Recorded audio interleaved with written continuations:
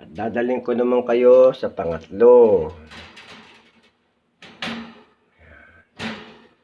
Ito naman yung pangatlo. Ayan.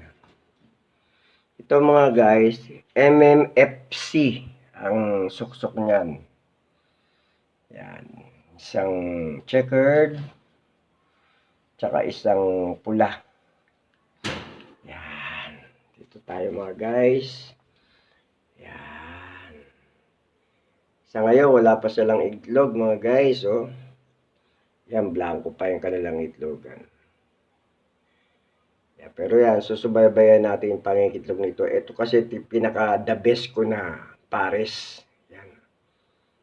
Isang MMFC, tsaka isang FVR. Yan, sana mapaitlog ko sila. Para marami akong warrior pagdating ng summer race. Yes.